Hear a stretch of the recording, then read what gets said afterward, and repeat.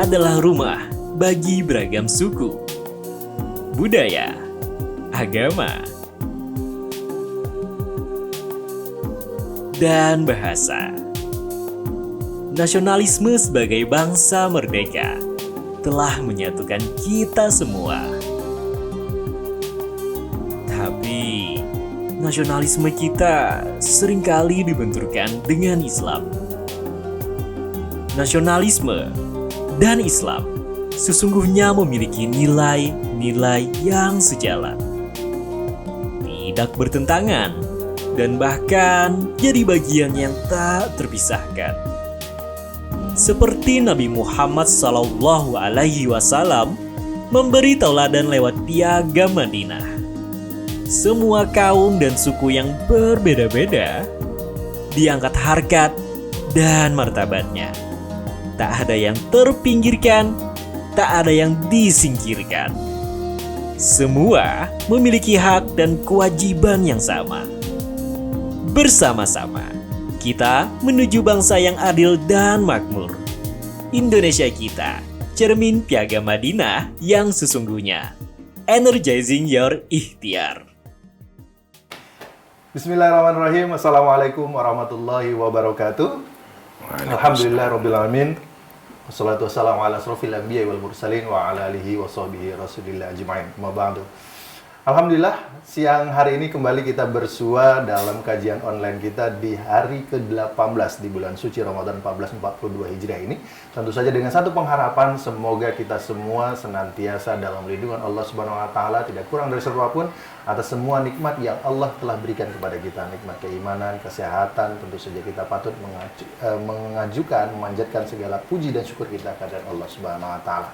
Dan seperti biasa, perwira Pertamina dimanapun Anda berada, kami ucapkan selamat datang di acara kita pada siang hari ini, Ngecharge Energi Ikhtiar Ramadan, dalam kajian Ramadan kita bersama Gus Miftah untuk edisi kita kali ini.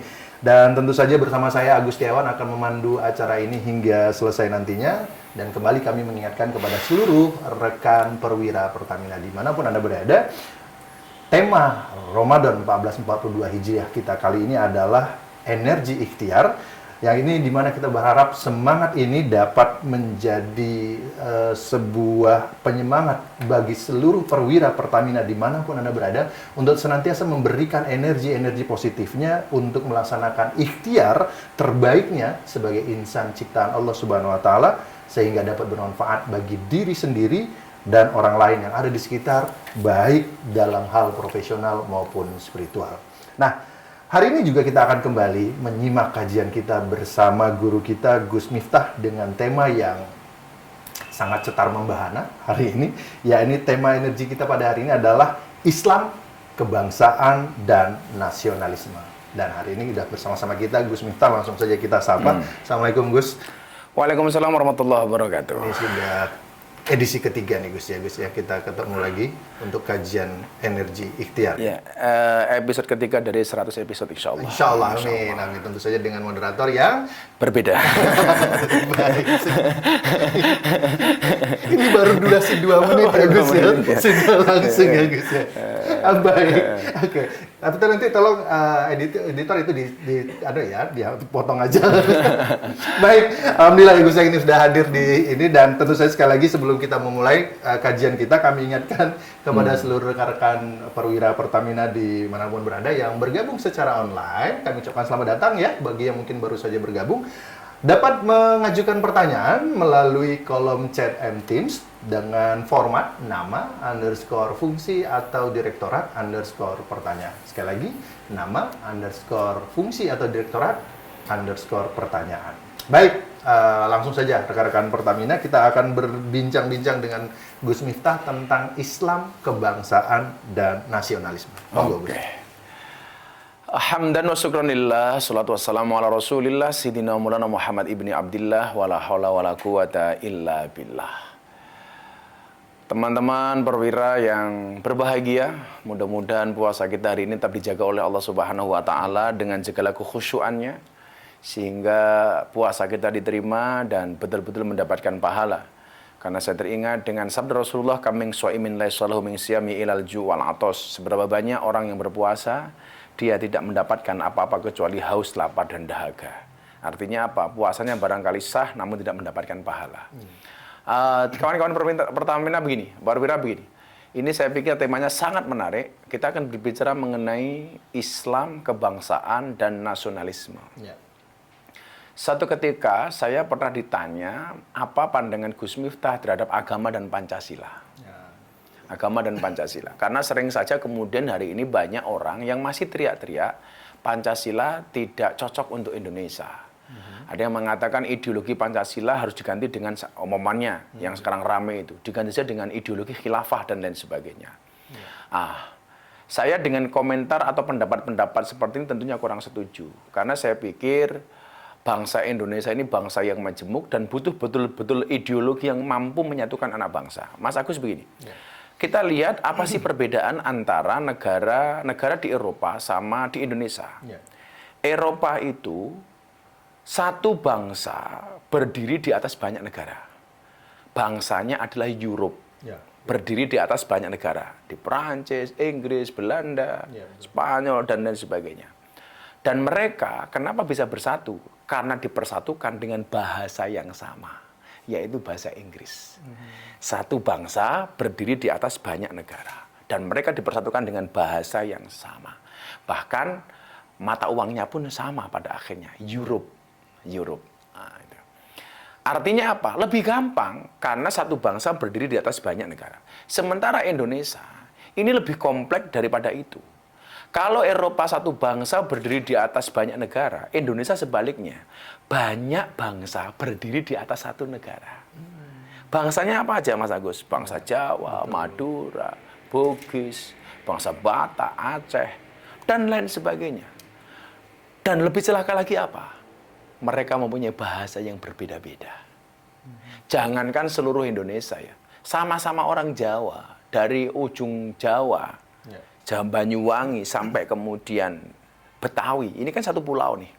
Ini saja bahasanya berbeda-beda. Di Banyuwangi kita mengenal ada bahasa Osing. Di Surabaya agak kasar dikit, Dancuk. Dan ingat Dancuk itu bukan misuh. Dancuk itu nama tokoh di Belanda yang diabadikan jadi nama tank. Lah tank yang namanya Dancuk itu dulu di Belanda oleh Belanda dibuat tank yang nggak kecil. Jadi tank ini ketika masuk jalan-jalan kecil, kampung-kampung di Surabaya orang Surabaya Dancuk itu. Itu bener ilmiah loh, itu ilmiah. Iya, ilmiah. Namanya Dankok sebenarnya. Tapi orang Jawa ngomong Dankok itu kan susah, maka jadinya Dancuk gitu loh. Jadi kalau Gus Miftah bilang Dancuk itu bukan misuh, tapi menyebut nama tank gitu lah. Kalau kamu nyebut itu misuh ya berarti ya mainmu kurang jauh lah. Kopinya kurang kental. Kurang kental gitu loh. Jadi itu. Kemudian ke barat lagi kita ketemu dengan Jogja Solo. Bahasanya agak halus, kayak Gus Miftah lah. Nah, kalau itu hoak ini. Jadi agak halus. Kemudian ke barat lagi sama-sama Jawa ini. Kita ketemu dengan bangsa Ngapakiyah. Iya Ngapakiyah yang blukuduk kayak gitu. Inyonge poso wetenge kencot ya. Potongnya kencot. Jadi ada di Jogja itu ada monumen Jogja Kembali. Lah teman saya ngapak tidak bisa ngomong Jogja Kembali. Kenapa? Nang Jogja ki ana monumen, arane monumen Jogja balik maning. Aja balik maning kan. Ke barat lagi ada bangsa apa? Sunda. Bahasanya sudah beda lagi. Itu kan kadito kadunya, itu kan cicing mah ulah gandeng, teh kucing mah diserondeng, itu mamanya. Ya, saya sangat menghargai semua bahasa, termasuk sahabat-sahabat saya di Sunda dan sebagainya. Bagi saya mereka luar biasa lah. Yang lucu ada orang Ngapak main ke kampungnya orang Sunda. Begitu masuk kampungnya orang Sunda, dia nginjak kotoran. Langsung dia marah-marah. "Tai ini siapa ge?" Gitu kan. Kemudian orang Sundanya jawab, "Iya mah taina urang." Ini mah tainya urang gitu kan. Orang Ngapaknya marah-marah. "Inyong ra percaya. Tai ini urang kok gedene sekiye." Itu gitu indah. Ke barat lagi kita mana, Bro? Bangsa Betawi. Lulu gua, bapak lu mertua gua. Coba. Ini hanya di Pulau Jawa saja. Nah, banyak bangsa ini berdiri hanya di satu negara namanya Indonesia. Tentunya ini tidak mudah, apalagi dipersulit dengan kondisi bahasa yang berbeda, kemudian kebiasaan bangsa itu yang berbeda-beda. Antara satu suku dan yang lainnya ini berbeda-beda. Maka di situ dibutuhkan kemudian satu ideologi yang mampu mempersatukan seluruh bangsa yang ada di Indonesia. Maka kemudian lahirlah Pancasila. Dan lahirnya Pancasila ini melalui ikhtiar panjang, melalui tirakatnya orang-orang luar biasa seperti Soekarno. Sampai kemudian panitia pembuatan Pancasila itu sudah siap, disampaikan kepada Mbah Kiai Hasyim Asy'ari, pendiri Nahdlatul Ulama, untuk ditirakati. Beliau puasa, beliau wirid, beliau khatam Quran untuk memastikan bahwa Pancasila ini mampu menjadi ideologi perekat bangsa. Maka hari ini kalau ada orang teriak-teriak, Pancasila tidak cocok dengan Indonesia. Lah lu siapa? Mbah Hasyim Asy'ari yang hafal ratusan ribu hadis sampai dijuluki Hadratus Syekh. Orang mendapatkan gelar Hadratus Syekh itu nggak main-main loh bro. Dia berarti hafal dengan Kutubus Sittah. Kitab 6 hadis besar semuanya hafal. Dari Bukhari, Muslim, Nasai, Abu Dawud, Tirmidzi, hafal semua. Ini rela dan ridho Pancasila sebagai ideologi negara. Yang kamu hari ini hafal hadis satu, hadis palsu, tidurnya orang puasa itu adalah ibadah. Sudah teriak-teriak bahwa Pancasila tidak cocok dengan Indonesia. Berarti kamu perlu ngaji lagi. Gitu loh. Artinya, nggak ada alasan bagi kita kemudian untuk menolak Pancasila. Orang-orang top mengakui Pancasila itu adalah betul-betul senjata yang luar biasa untuk mempersatukan bangsa Indonesia. Makanya hari ini saya pikir, terutama teman-teman Perwira lah, nggak usah lah kemudian ada pikiran-pikiran pengen menggantikan Pancasila dengan ideologi manapun. Satu ketika saya ada kajian kebangsaan di sekolah di Kudus untuk anak-anak SMA dan para guru. Saya kaget betul ketika ada guru datang ke depan bertanya, Gus Miftah, saya pikir segala kekacauan di Indonesia itu karena Pancasila. Inilah saatnya Pancasila diganti dengan khilafah. Waktu itu saya tanya bro, Pak, tolong tunjukkan kepada Gus Miftah negara mana yang berhasil di dunia dengan sistem khilafahnya. Dia jawab, Arab Saudi. Walah Pak, mbok baca lagi. Arab Saudi itu bukan sistem khilafah, tapi al-mamlakah. Dia kerajaan, bukan khilafah.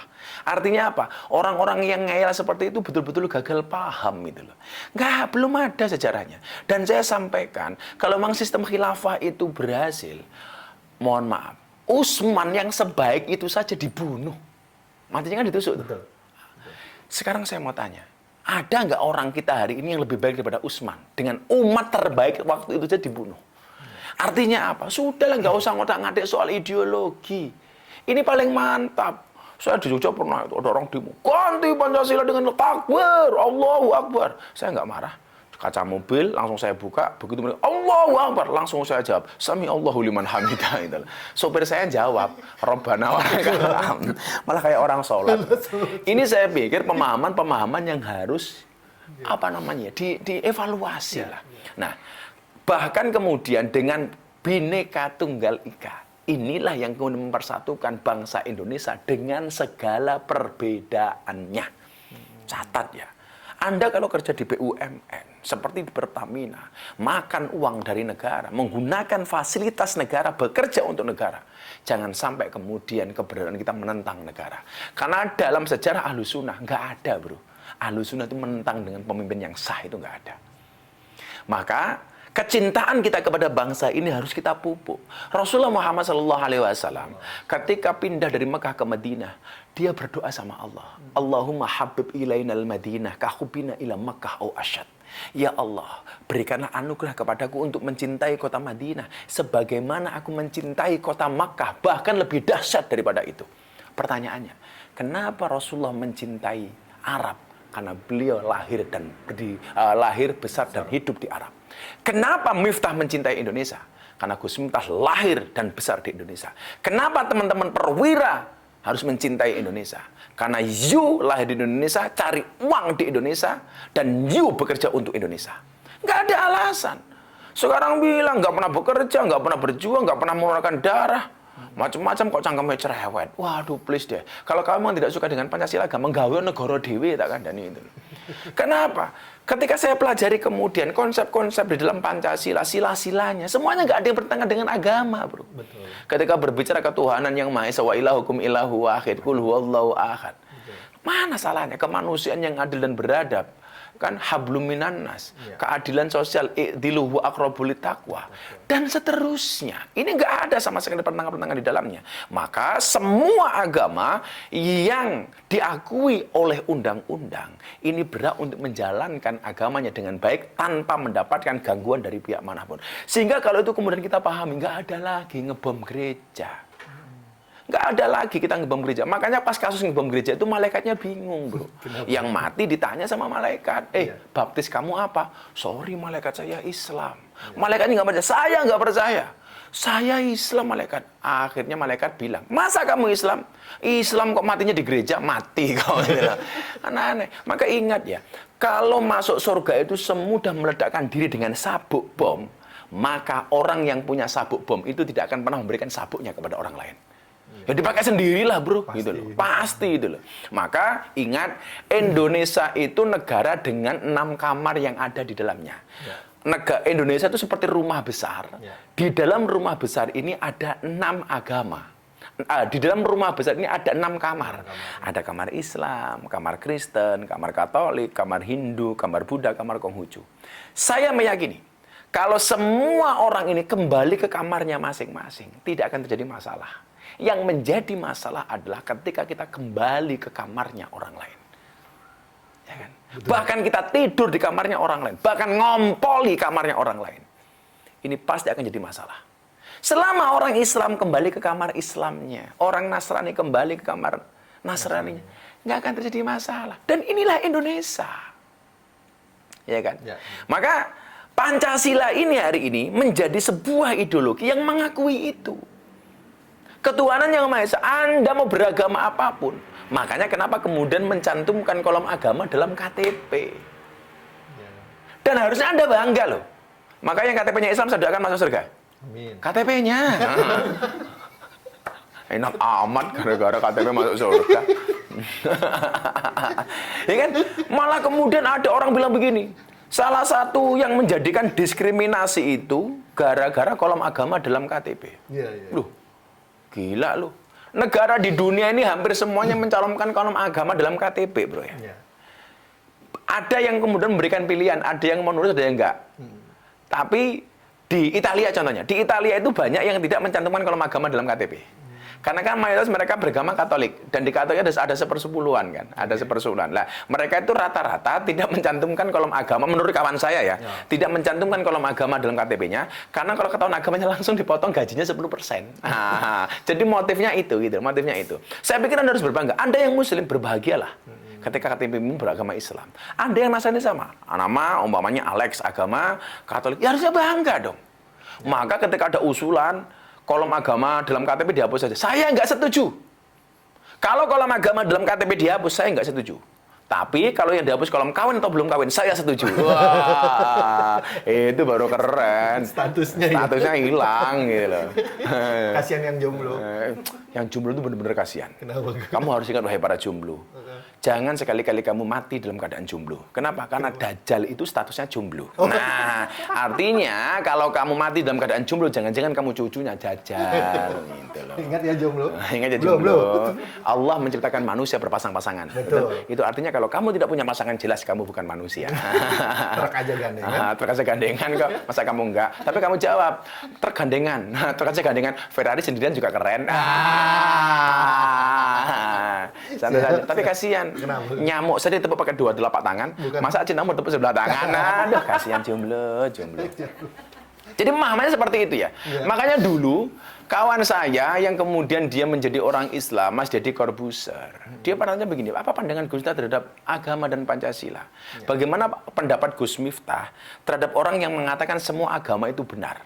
Nah, saya bilang, salah. Pendapat ini benar tapi kurang tepat menurut saya. Kalau semua agama itu benar, orang akan dengan gampangnya pindah-pindah agama. Betul. Hari ini Islam dan seterusnya. Maka bahasa yang tepat adalah semua agama itu benar bagi penganutnya. Bagi orang Islam wajib mengakui agama yang paling benar adalah Islam. Inna dina indallahil Islam. Tapi bukan berarti kita menyalahkan agama orang lain dalam konteks Pancasila. Orang Nasrani mengakui agamanya paling benar. Orang Hindu sama. Jadi semua agama itu benar bagi penganutnya. Maka Kalau seperti itu aman, bro. Tapi kalau semua agama itu benar titik, bahaya. Nanti Mas Agus setiap hari ganti agama dong. Senin Islam, Selasa Kristen, Rabu Katolik, Kamis Hindu, Jumat Buddha, Sabtu Dharma Gandul, Minggu Gandul Mbah Dharma. Senin Gondal Gandul. Nggak selesai-selesai. Kenapa kata-kata agama? Semua agama benar kok. Ini pemahaman yang salah.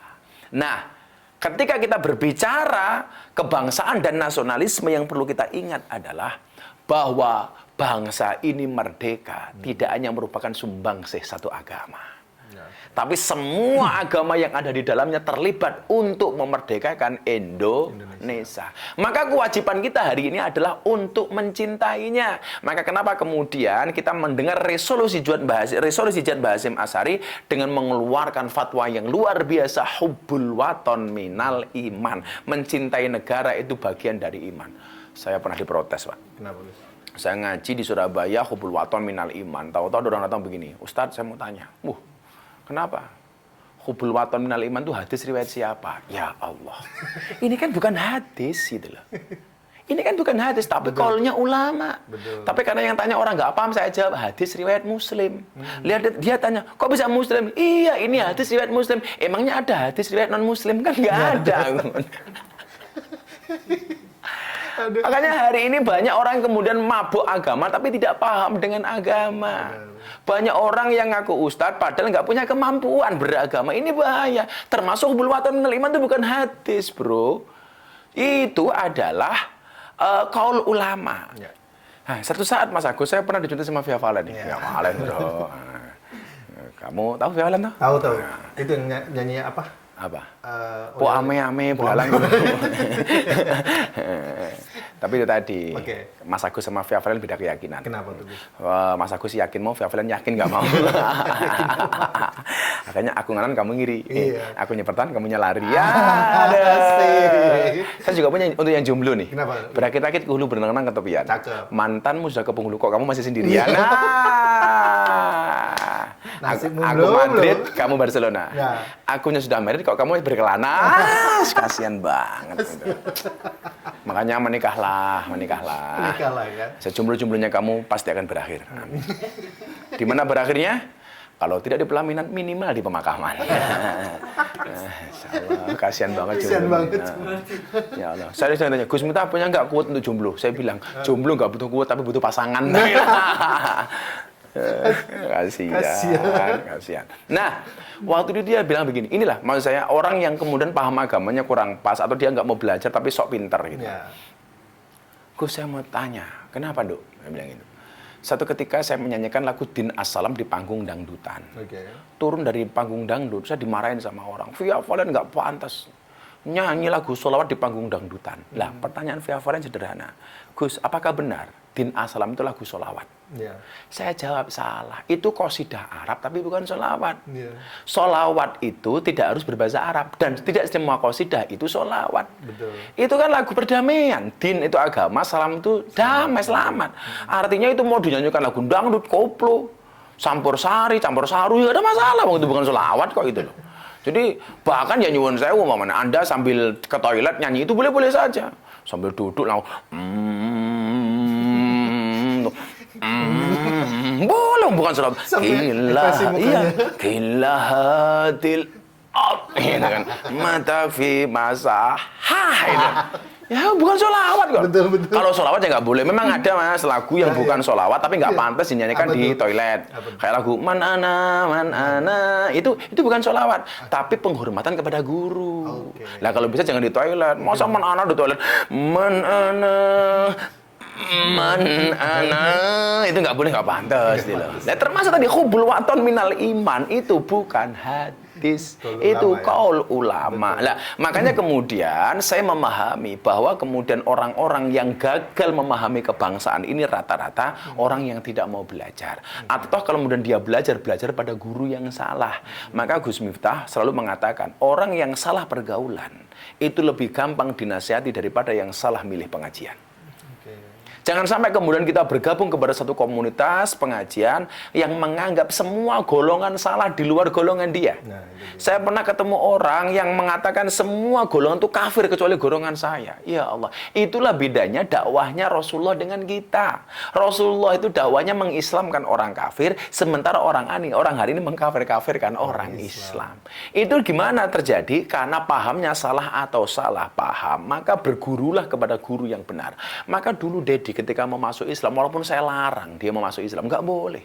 Dia telepon saya, bro, I will to be Muslim. Jangan, kamu nggak usah masuk Islam. Kenapa? Jadi orang Islam itu berat, Ferguson berat. Cukup aku saja. Kamu nggak akan kuat. Gitu. Dia ngeyel. Karena dia benar-benar sudah mantap pengen masuk Islam, kemudian saya tolak. Kalau you pengen masuk Islam, silakan cari guru yang lain saja. Toh kenalan ustadz kamu itu banyak, nggak cuma gua. Bahkan yang lebih dulu daripada saya banyak. Waktu itu dia bilang, Gus Miftah kan pernah bilang nih sama saya, besok kalau saya masuk Islam, wajah Islam saya itu seperti apa? Kan tergantung pintu masuknya. Kalau pintu masuknya keras, maka Islam saya akan penuh dengan kekerasan. Kalau pintu masuknya marah, Islam saya akan penuh dengan kemarahan. Kalau pintu masuknya ramah, maka Islam akan menjadi Islam ramah dan menyenangkan. Dan kalau saya harus masuk pintu Islam yang ramah, this is you, not others. Ini harus kamu. Saya bilang, kenapa kamu bilang Islam saya ramah? Jelas. Kamu pengajar di kampus diterima, di pondok pesantren diterima, di lokal sisa diterima, di klub malam diterima. Kan menyenangkan, dia bilang. Nah, aku mau ikut, mbahmu tak bilang gitu. Artinya apa? Ya, berangkat dari itulah kemudian salah satunya pengaruh dari guru yang kemudian menjadikan pandangan kita terhadap Islam itu seperti apa. Maka pesan saya, jangan salah milih guru. Supaya Islammu baik, kamu memandang orang yang beragama lain bukan merupakan musuh, orang yang berbeda pendapat bukan kamu katakan kafir dan lain sebagainya. Saya pikir seperti itulah, Mas. Baik. Ini memang kalau kita bicara tadi nasionalisme ya, Gus ya. Sekarang kan kita sudah tidak zaman perjuangan lagi nih. Bukan, sudah nggak angkat bersenjata lagi. Tapi bagaimana kemudian kita ingin menumbuhkan nasionalisme dalam konteks keislaman dalam masa-masa sekarang? Bahwa Rasulullah mengajarkan kepada kita untuk mencintai bahkan budayanya. Rasulullah mengajarkan kepada kita untuk mencintai negaranya. Contoh begini, soal jubah itu kan ada dua pandangan, Mas. Ada yang mengatakan itu budaya, dan ada yang mengatakan itu sunnah. Itu menurut saya dua-duanya benar. Kenapa dikatakan budaya? Karena baju jubah ini sudah ada sejak sebelum Nabi. Abu Jahal, Abu Lahab, dan orang-orang kafir Quraisy itu sudah menggunakan jubah sebelum Nabi Muhammad lahir. Begitu Kanjeng Nabi menjadi seorang Nabi dan Rasul, Muhammad menjadi Nabi dan Rasul. Kalau seandainya Nabi Muhammad pengen membuat baju ala lain, ala Islami, kira-kira bisa nggak, Mas? Bisa. Tapi ternyata Rasulullah tetap menggunakan jubah yang sama sebagaimana yang dipakai oleh orang-orang kafir Quraisy. Sebagaimana yang dipakai oleh Abu Jahal, Abu Lahab, dan Abu Gosok. Dan abu-abu yang lain lah gitu loh. Sama. Kalau Kanjeng Nabi, oh ini pakaian orang kafir, saya harus ganti. Enggak. Kanjeng Nabi tetap melakukan hal yang sama, menggunakan jubah yang sama dengan mereka. Apa perbedaannya? Perbedaannya adalah wajah. Orang-orang kafir Quraisy wajahnya selalu marah dan penuh dengan emosi, sementara orang-orang Islam waktu digambarkan walaupun sama-sama menggunakan jubah, tetapi wajahnya menyenangkan. Karena tabassamu ka fi wajhi akhika shadaqah. Senyummu atas saudaramu adalah sedekah. Lah, artinya apa? Kenapa Kanjeng Nabi tetap menggunakan jubah? Karena Kanjeng Nabi mencintai budayanya, Mas. Kalau kemudian menganggap ini sunnah, ya sah-sah saja. Karena Kanjeng Nabi memang seharinya menggunakan itu. Dan yang dipakai oleh Kanjeng Nabi jatuhnya adalah sunnah. Qaulu wa af'alu wa takriruhu. Jadi karena Kanjeng Nabi menggunakan jubah, hari ini kita menggunakan jubah, sunnah. Tapi apakah kemudian harus? Enggak, namanya sunnah. Apakah orang Indonesia kudu pakai jubah kayak Kanjeng Nabi? Ya enggak. Anda kerja di kilang minyak pakai jubah, kilangnya tambah, peralonnya tambah, berubah ya itu. Anda kerja di Indonesia, pekerjaannya cari degan, naik kelapa, naik pohon kelapa pakai jubah, wah beluluknya nambah 2, bro. Kelihatan pukulan beduknya ya. Makanya, Anda pekerjaannya narik becak pakai jubah, ya narik rem bisa salah, bro. Karena rem becak itu bertempatnya di bawah sadel. Anda pakai jubah begini-begini, nggak berhenti gitu loh. Artinya pakai jubah seperti Kanjeng Nabi boleh, enggak juga enggak apa-apa. Makanya kemudian masing-masing negara punya tradisi dan budaya. Contoh, songkok itu, Mas Agus, itu songkok Islami apa songkok nasional? nasional. Maka boleh nggak orang non Islam pakai songkok? Boleh. Boleh nggak Pak Ahok pakai songkok? Ya boleh. Wong ini identitas budaya Indonesia. Ya. Kenapa Gus Miftah pakai belangkon? Ya karena orang Islam tidak harus pakai songkok. Kenapa kayak pakai belangkon kalau dimasalahin? Kuya kok belangkonan? Loh, urusannya apa? Saya beli belangkon ya uang gua sendiri. Ya, yang saya masukin kepala gua sendiri. Ngapa lo mikirin gua? Boleh dong, ini kan budaya gitu loh. Bahkan belangkon saya ini kalau di tanah Arab saya umroh terkenal, Mas. Oh iya. Ditanya sama orang Arab, "Mahada." Oh, ini apa? Saya bingung. Belangkon bahasa Arabnya apa? Akhirnya saya jawab, "Hada belangkon." Dia tanya lagi, "Mau gua belangkon?" "Belangkon itu apa?" Bingung lagi saya jawab, "Ina urosi, wadahnya das." Inilah wadahnya kepala itu kan. So, akhirnya belangkon saya diminta dicium-cium. Yo kecut goblok man itu loh. Saya aja nggak pernah cium gitu. Akhirnya ditanyakan ini, Mas. Apa itu? Wah, ada bom. Matamu gue tak bilang itu. Ini bukan bom, ada mondolan. Katanya. Ini produk budaya. Nah, orang-orang itu biasanya gagal paham membedakan mana budaya, mana agama. Contoh karena begini, Mas Agus. Perintah menutup aurat, itu budaya apa agama? Perintah. Agama. Agama. Ya. Cara menutup aurat, itu budaya apa agama? Agama. Budaya. Menutup aurat. Menutup aurat itu agama, tapi cara menutupnya itu budaya. Makanya kalau orang Arab menutupnya pakai jubah. Maka di sana orang non-Islam sekalipun juga pakai jubah. Lah di Indonesia itu kalau pakai jubah dianggap suci. Padahal di tanah Arab itu supir taksi juga pakai jubah. Itu budaya itu. Orang-orang non-Islam juga pakai jubah. Begitu masuk Indonesia, boleh pakai jubah seperti tradisinya orang Arab, boleh pakai baju seperti yang Mas Agus pakai. Ini namanya baju apa? Baju koko.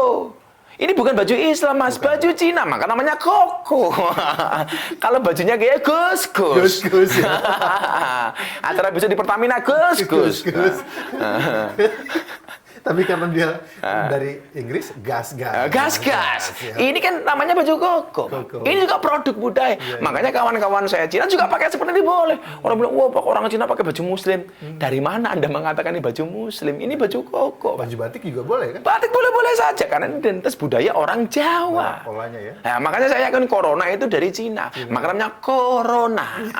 Kalau dari Surabaya, Cak Rona. Kalau dari Jakarta, Bang Rona. Kalau dari Bandung, Kang Rona. Kalau dari Madura, Cok Rona. Lah, harus dipahami mana budaya, mana agama gitu loh. Makanya kita boleh pakai songkok, tidak harus pakai imamah. Tapi waktu di Arab kemarin menjelaskan belangkon itu nyebutnya pakai ikfa nggak? Apanya? Belangkon. Belangkon, Mas. Oke, baik. Jadi bedakan mana budaya, mana agama. Sarung itu budaya apa agama? Budaya, maka orang Indonesia boleh pakai sarung, boleh pakai katok kayak jenengan, boleh pakai kayak itu, jin, setan, iblis, demit, ya boleh-boleh saja itu. Itu dari rukyah. Nah, ini boleh dirukyah itu celananya itu. Boleh seperti yang saya pakai. Yang saya pakai namanya apa, Mas? Sarung celana. Bukan, tokrung, katok sarung. Nah, dari depan dulu seperti sarung, dari belakang kayak celana. Tak buka, nggak apa-apa lah. Wah, begini-begini nggak apa-apa. Ini budaya. Nggak penting sarungnya, Mas, yang penting isinya. Gitu. Oke. Baik, Gus Miftah. Oke. Kita ke pertanyaan dulu ya, Gus. Ya, boleh. Ini kayaknya fans Gus Miftah lagi. Ini lagi. Ini fansnya Gus Miftah ini. Ya, kamu fan banget sama aku sih. Oke, kayaknya panitia ini yang salah milih. Kan? Iya. Oke, bagaimana hukumnya? Nggak ada. Oh, belum ya? Belum, Gus. Baru mau baca. Bagaimana hukumnya jika ada aturan negara atau pemerintah yang tidak sesuai dengan nilai agama? Apa yang harus kita lakukan sebagai muslim dan warga negara? Contohnya nih, pada kasus undang-undang miras yang akhirnya dibatalkan. Oke. Wa tawassaw bil haqqi wa tawassaw bis sabr. Berikanlah nasihat secara baik dengan hak dan kesabaran. Sama. Ketika kemarin undang-undang miras, salah satu yang respon siapa? Gus Miftah. Trending bro nomor 2. Oh iya? Iya dong. Trending pertama adalah Ulan Guritno soal perceraiannya. Oke. Kemudian trending kedua Gus Miftah. Yeah. Menunggu jadwal masa idahnya. Bukan, soal itu. Soal miras. Karena waktu itu saya ngerespon dengan bahasa saya. Saya bilang, memang niat pemerintah itu baik untuk devisa. Tapi caranya kurang baik. Jika tujuanmu belum berhasil, ubah caranya, jangan ubah tujuannya. Saya bilang, kenapa saya menolak dengan tegas persoalan miras? Karena dalam Al-Quran, keharaman khamar itu qat'i, mutlak, tidak bisa ditawar-tawar. Beda dengan katakanlah bunga bank, itu masih banyak perdebatan, multitafsir. Kalimat adha'afa mudha'afa yang dimaksud berlipat-lipat itu berapa kali lipat? Apakah 5 kali lipat, 10 kali lipat, 100 kali lipat? Makanya ada yang mengatakan selama tidak berlipat-lipat banyak masih boleh, kan begitu. Tapi kalau miras itu mutlak qat'i, haram. Makanya saya menyampaikan, saya nggak setuju dengan undang-undang ini. Mohon pemerintah, dear pemerintah, minuman keras yang layak dikonsumsi dan halal cuma satu, es batu. Rapor saya aja, kan keras banget itu, es batu. Lah, ternyata respon saya itu trending. Dan boleh nggak kita mengkritik seperti itu, memberikan masukan? Boleh. Dan Presiden Jokowi dan pemerintah ini bukan anti kritik, boleh-boleh saja kok. Tapi selama ini kemudian yang menjadi persoalan adalah kita nggak setuju, tapi jatuhnya itu menghina. Saya pikir pemerintahan tidak anti kritik, kayak Pak Jokowi dan para menteri tidak anti kritik. Tapi tentunya ketika kita memberikan respon atau kritikan tentunya dengan cara yang baik. Jangan sampai kemudian cara-caranya kurang baik. Maka banyak kemudian orang berurusan dengan polisi. Bukan masalah kritikannya, tapi caranya. Masih ingat kalau orang bunuh Jokowi lah, kemudian dia ditangkap polisi. Apakah kemudian dikriminalisasi? Ya enggak, memang bahasanya itu ancaman kok gitu. Saya tidak dalam kapasitas membela pemerintah ya, tapi artinya kalau kemudian tadi seperti penanya katakan, kalau kemudian perintah dari pemerintah itu bertentangan dengan agama, ya kita harus memberikan masukan dong. Kan boleh-boleh saja. Maka kemudian kalimatnya adalah atiullah wa atiur rasul wa ulil amri minkum. Taat kepada Allah itu langsung menggunakan perintah amar atiu. Taat kepada Rasulullah langsung dengan menggunakan fil amar atiu. Tapi ketika taat kepada pemerintah hanya menggunakan wawu sambung atau wawul ataf. Artinya apa? Ketaatanmu kepada pemimpin harus didasarkan kepada taatnya kepada Allah dan Rasulnya. Ketika pemimpinmu akan memimpin dengan ketaatan kepada Allah dan Rasulnya, kamu wajib taat dong. Kalau kemudian ada yang kurang baik, tentunya harus kita nasihati dengan cara yang baik. Jadi begini, ada seorang ulama yang agak keras pernah mendatangi Khalifah Harun ar-Rasyid. Ulamanya ini agak keras. Dia mengatakan apa? Ini nasihun lak. Wahai Khalifah Harun ar-Rasyid, saya akan menasihati Anda. Famusa didun alaika. Tapi nasihat saya ini agak keras loh. Fala tajidanna fi nafsika alayya syai'an. Tolong Anda jangan marah sama saya. Kira-kira begitulah. Kemudian apa jawaban Khalifah Harun ar-Rasyid? Innallah ta'ala, sesungguhnya Allah qad arsala, benar-benar telah mengutus man huwa khairum minka ila man huwa syarrum minni. Allah pernah mengutus seseorang yang lebih baik daripada Anda. Siapa maksudnya? Musa dan Harun. Ila man huwa syarrum minni, kepada orang yang lebih jelek dibandingkan saya Harun ar-Rasyid. Siapa? Fir'aun. Dan apa perintah Allah kepada Harun dan Musa? Musa dan Harun ketika berbicara kepada Fir'aun, faqula lahu qaulal layyina. Musa, Harun berbicaralah kepada Fir'aun dengan cara yang lembut. Coba. Fir'aun itu yang sedemikian, bahkan dia ngaku Tuhan, yang dia semuanya serba bisa. Fir'aun itu kalau kehujanan yang pilek bukan hidungnya, tapi air hujannya. Fir'aun itu kalau makan sambal, yang mulus bukan perutnya, sambelnya. Bahkan Fir'aun itu nggak pernah sililitan. Karena satu ketika Fir'aun itu sililitan marah-marah. Sampai Allah kemudian mengutus malaikat untuk dandani giginya Fir'aun. Ketika malaikat bertanya, kenapa Tuhan harus saya dandani untungnya Fir'aun, giginya Fir'aun? Iya, kamu benerin giginya Fir'aun. Masa ngaku Tuhan sililitan? Kan harus gitu. Coba. Fir'aun tuh senang terus, gak pernah susah. Punya uang terus, gak pernah punya utang. Nah, makanya hari ini kalau ada orang senang terus, gak pernah susah, saya curiga. Jangan-jangan cucunya Fir'aun. Nah, ya. Itu saja Allah memerintahkan kepada Musa dan Harun berkata yang lemah lembut kepada Fir'aun. Pertanyaan saya, kalau Anda ngomong kasar sama Pak Jokowi, apalagi sama Pak Kiai Ma'ruf, seorang kiai. Pertanyaan saya, apa Pak Jokowi itu lebih jelek daripada Fir'aun? Kalau kita hari ini bangsa Indonesia tidak bangga dengan presiden kita, bagaimana orang lain? Kamu aja nggak bangga kok. Lah, kewajiban kita sebagai anak bangsa untuk bangga.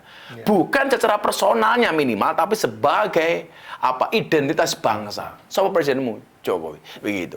Saya bukan dalam rangka membela siapapun, tapi pemahaman yang benar menurut saya loh ya, seperti ini gitu. Sama Firman aja nggak boleh kasar kok. Masa sama Pak Jokowi kasar? Nggak boleh. Oke, baik. Kita lanjut ke pertanyaan kedua, Gus. Itu lagi ternyata. Ini mau tak kasih hadiah deh orang ini deh. Beneran deh. Sama. Coba kamu DM saya tak kasih hadiah kamu ya. Hadiahnya insya Allah nginep di hotel berbintang, satu kamar dengan Sumanto ya. Baik, kabur. Kabur dia. Bagaimana nih Gus cara menerapkan semangat kebangsaan dan nasionalisme yang tepat sesuai ajaran Islam? Ya, tadi di awal sudah Gus Miftah sampaikan bagaimana kemudian Nabi Muhammad SAW mencintai kota Makkah. Ya. Bagaimana Nabi Muhammad SAW mencintai kota Madinah. Ya. Artinya ini apa? Perilaku inilah yang kemudian harus kita contoh.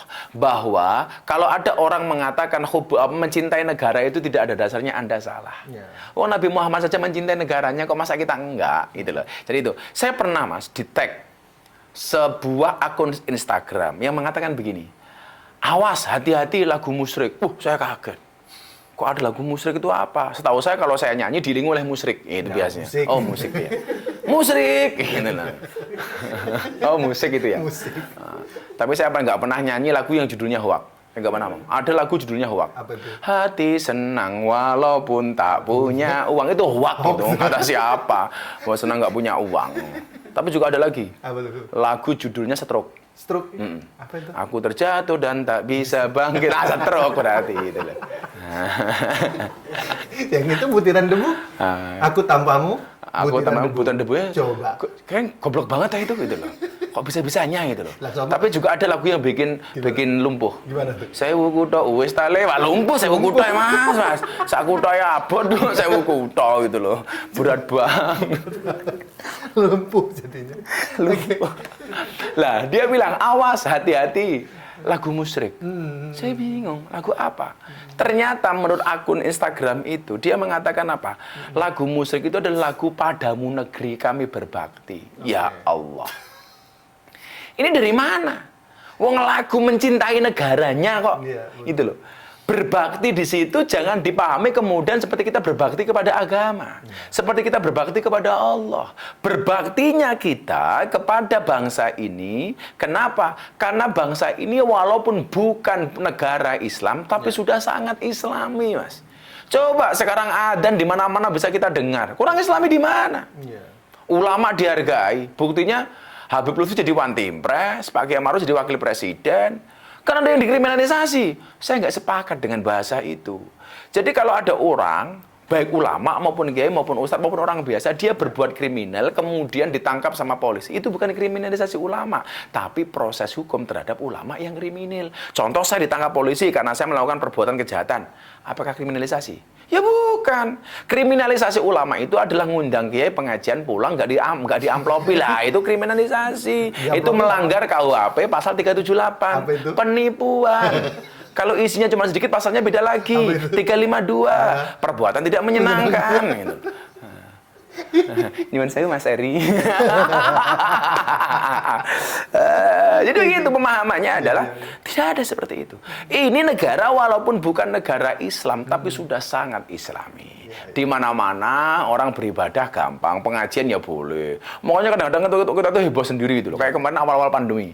Pemerintah melarang sholat di masjid supaya kita tidak kena pandemi. Dasar pemerintah kafir, sholat nggak boleh dan sebagainya. Alah cangkemmu dul. Biasanya masjid terbuka saja kamu nggak pernah masuk kok gitu loh. Begitu ada himbauan seperti itu kamu mengatakan pemerintah kafir. Mbok yo dilihat dulu. Makanya besok kita lihat. Begitu kondisi sudah normal, boleh masuk masjid lagi. Pertanyaan saya, kamu ke masjid apa enggak? Jangan-jangan juga enggak gitu loh. Artinya apa? Orang-orang seperti itu biasanya apa? Biasanya hanya mencari-cari kesalahan saja. Yang tadi saya sampaikan, wa ainur ridho an kulli aibin kadilatin. Orang itu kalau sudah cinta seburuk apapun tidak akan pernah nampak. Wa ainu sukti an kulli khairin tubdil masawiyah. Tapi sebaliknya kalau orang itu benci sebaik apapun juga tidak akan pernah kelihatan atau sama saja. Lah posisi saya itu di tengah-tengah moderat. Pemerintah baik, saya dukung. Pemerintah kurang baik, tentunya kita nasihati. Tentunya kita berikan masukan. Jadi itulah cara-cara untuk membangkitkan nasionalisme secara Islam. Nah, kalau konteksnya dalam Pertamina nih, Gus. Perjuangan perwira-perwira Pertamina untuk menyediakan energi bagi negara Indonesia. Pahlawan energi. Itu bisa salah satu bentuk nasionalisme. Bentuk nasionalisme. Bagaimana kemudian dengan jasa kalian, subhanallah. Coba sekian orang kemudian terberikan manfaatnya gara-gara kinerja kalian. Maka begitu kemudian saya bisa naik motor, naik mobil dengan baik, kemudian saya berdoa untuk kebaikan. Tentunya yang mendapatkan kebaikan itu juga teman-teman dari Pertamina. Saya ngaji naik mobil mengeluarkan sekian banyak bensin saya beli di Pertamina. Berarti apa? Yang mendapatkan kebaikan dari pengajian saya bukan hanya saya, bro. Termasuk kawan-kawan perwira yang kerja di sana. Nah, jadi kalau teman-teman Pertamina ngontrak saya lama itu sebenarnya benar-benar simbiosis mutualisme, Pak. Nah, itu sebenarnya. Tapi tetap pasangannya ya? Tetap. Insya Allah beda.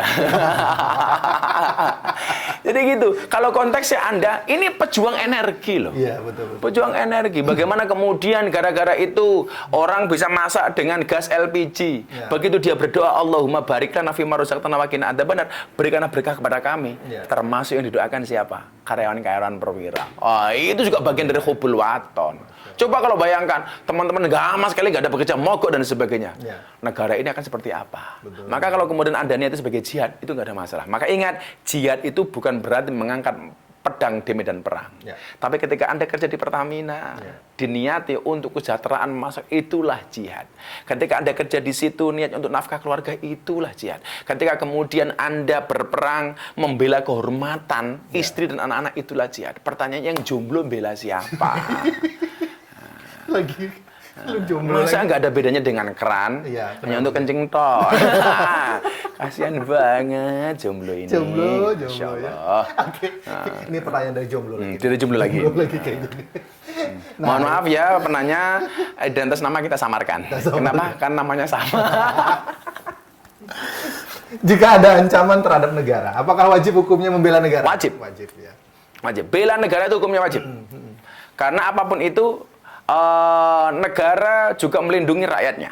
Maka wajib bagi kita untuk membela negara. Maka mbah-mbah kita dahulu, Mas Agus, kalau kita belajar sejarah ya, bagaimana kemudian mengajarkan kita untuk bela negara.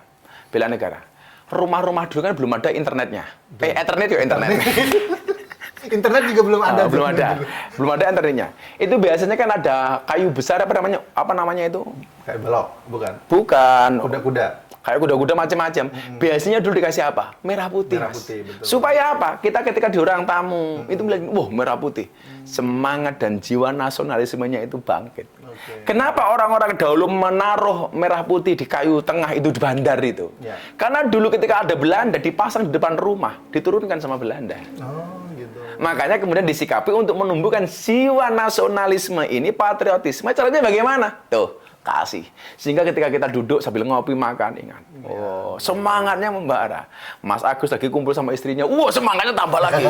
Perjuangan.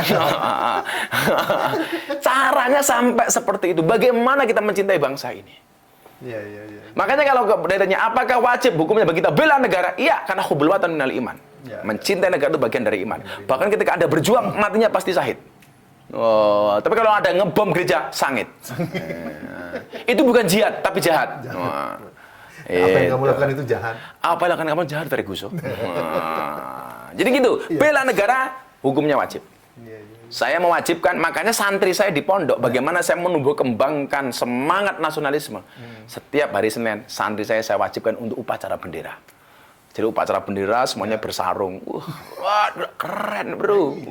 Kita menyanyikan lagu Indonesia Raya. Sekarang banyak orang kita yang kadang-kadang malah nggak hafal. Dulu juga ada menteri lupa. Lagu Indonesia Raya. Di Indonesia Raya lupa, menteri loh. Kan luar biasa gitu. Bisa jadi menteri. Tapi itu menteri di negara sebelah ya. Toh udah pensiun. Pernah dicetak kayak ini. Oke, kita lanjut ke pertanyaan selanjutnya. Jomblo selanjutnya. Jomblo selanjutnya, nih. Gus, bagaimana jika ini Gus yang mana nih sebenarnya? Ya. Sekarang saya yang baca ya, kamu yang jawab. Gus, bagaimana jika ada ajaran yang sifatnya menghasut atau mengarahkan untuk melakukan tindakan-tindakan yang dilarang dalam Al-Quran dengan mengatasnamakan ajaran agama tertentu, misalnya menyakiti orang lain, langsung ditolak. Langsung tolak. Al-mu'min man aminhun nas bi amwalihim wa anfusihim. Ya. Mukmin itu adalah orang yang memberikan nyaman kepada manusia lain, baik dari harta maupun jiwanya. Min amwalihim wa anfusihim. Jadi kalau kamu mengaku sebagai muslim yang baik, berikan rasa nyaman kepada siapapun. Dan ingat para jomblo, cewek itu paling suka dengan cowok yang memberikan rasa nyaman. Maka kalau sayang, jangan dimantanin. Kalau mantan, jangan disayangin. Nah, makanya para jomblo, kalau kamu senang sama cewek, pilihannya satu di antara dua. Halalkan atau tinggalkan. Menaklukkan cewek tidak dengan I love you, tapi dengan kobil itu. Ini ngomong apa tuh cewek? Jadi manusia itu harus bisa memberikan rasa nyaman. Mukmin yang baik itu, mukmin yang mampu melindungi saudaranya, memberikan nyaman saudaranya. Persoalan apa? Harta dan jiwanya. Kita nggak boleh. Makanya kalau ada hasutan untuk seperti itu, oh itu beda agama, ya kita bunuh saja. Kamu tolak, bahkan laporkan polisi. Nah, itu provokasi, itu nggak boleh, itu pemahaman agama yang salah. Makanya kita harus tegas, ketika ada ajakan-ajakan seperti itu, ditolak. Jangan sampai kemudian kita terprovokasi malah ikut-ikutan. Maka tadi saya bilang toh, Mas Agus benci dengan saya itu boleh-boleh saya. Tapi jangan memprovokasi orang lain untuk melakukan hal yang sama. Jadi kalau ada ajakan seperti itu, ingat, al-mu'min man amin hunnas bi amwalihim wa anfusihim. Oke. Tapi kan katanya juga gitu, Gus. Membenci seorang itu jangan sepenuhnya. Karena suatu saat mungkin bisa jadi orang ya, yang jadi itu hadis. Jadi cintailah pasanganmu biasa-biasa saja. Ya. Karena bisa jadi dia menjadi musuhmu. Tapi juga bencilah musuhmu ya biasa-biasa saja gitu loh. Karena bisa jadi dia akan menjadi kekasihmu di suatu hari. Maka saya sampaikan, wahai para jomblo, cintailah pasanganmu dengan sepenuh hati, jangan dengan sepenuh jiwa. Kenapa? Karena kalau kamu putus dari pasanganmu cukup sakit hati, tidak sampai sakit jiwa. Ini mau edisi jomblo hari ini. Dia berharap setelah hari raya bisa langsung menikah kan. Orang yang jomblo tuh nggak enak banget kalau hari raya, Mas. Kenapa? Pasti ditanya sama mbahnya. Iya. Kamu nikahnya kapan? Gantian kamu jawab, Mbah matinya kapan? Karena mati dan jodoh itu kan sama-sama takdir Tuhan, gitu caranya. Seneng banget para jomblo. Iya bener. Udah punya senjata dia. Lah Mbah matinya kapan? Cangkemmu cuk. Aduh ya Allah. Aduh, baik. Benar ini kajian yang paling menyenangkan ini. Luar biasa. Oke, baik, kita ke pertanyaan selanjutnya nih, Gus. Oke, menurut Gus bagaimana kondisi kebangsaan dan nasionalisme masyarakat Indonesia saat ini? Saya pikir hari ini kita masih bersyukur ya, bangsa ini bangsa yang kemudian masih kita dapati jiwa nasionalisme dan patriotisme, jiwa kebangsaan yang luar biasa. Walaupun memang ada riak-riak di dalamnya. Termasuk saya selalu sampaikan, beberapa saat yang lalu itu ada kawan kita di BUMN yang ditangkap oleh BNPT. Karena terpapar paham-paham yang tidak benar. Menurut saya ini lucu ya. Anda makan uang negara loh. Digaji oleh negara, menggunakan fasilitas negara. Masa kamu membenci negara, kan aneh. Maka paham-paham seperti ini di Pertamina nggak boleh. Nggak boleh. Kalau memang Anda tidak suka, ya keluar saja dari Pertamina. Banyak kok yang ngantri. Iya kan? Jangan sampai kemudian Anda seperti itu dan tidak mencintai negaramu. Ini bahaya. Dan ini memang ada sedikit lah. Wah, kita tidak boleh kemudian memandang sebelah mata. Sekecil apapun itu ancaman tetap ada. Maka saya pikir betul-betul harus kita pahamkan terhadap 4 pilar kebangsaan, Pancasila, Bhinneka Tunggal Ika, NKRI, Undang-Undang Dasar 1945. Itu harus benar-benar kita pahami. Di satu sisi, Mas Agus, saya itu bersedih ya. Sampai saya ngelus dada. Dadanya istri saya tentunya. Ya masa dadanya orang lain kan nggak mungkin toh itu loh. Bagaimana saya tidak ngelus dada? Kita dituntut untuk mencintai bangsa, untuk mempunyai jiwa nasionalis. Tapi ternyata pendidikan di Indonesia hari ini kurang mengadopsi pendidikan-pendidikan nasionalis. Dulu ketika saya kecil, Mas, itu ada pendidikan PSPB, Pendidikan Sejarah Perjuangan Bangsa. Ada PMP, Pendidikan Moral Pancasila. Setiap kita masuk diajarkan lagu-lagu wajib untuk kita hafalkan kebangsaan. Kita hafal dengan nama-nama pahlawan. R.A. Kartini yang 21 April April kemarin kita memperingatinya sebagai Hari R.A. Kartini. Ya kan, kita hafal dengan pahlawan seperti Cut Mutia. Sekarang lupa, Mas. Udah nggak tahu lagi Cut Nyadin, Cut Mutia siapa. Taunya Cut Mini, Cut Keke, Cut Tari. Kenapa? Karena kita nggak diajarkan untuk itu. Dulu rumah-rumah itu wajib dipasangi apa? Dipasangi selain Garuda Pancasila, ditaruh gambar-gambar pahlawan. Sekarang udah nggak tahu, Mas. Bagaimana kemudian? Karena nggak pernah diajarkan tentang itu. Orang lebih hafal dengan ikatan cinta dibandingkan dengan nama-nama pahlawan negara. Betul. Kan gila itu loh. Artinya apa? Ini saya mendorong pemerintah untuk memasukkan ini menjadi kurikulum kembali. Minimal digerakkan lagi seperti penataran P4 kayak dulu. Pemahaman terhadap Pancasila yang benar itu seperti apa? Pemahaman kebangsaan. Saya pikir ini penting, Mas.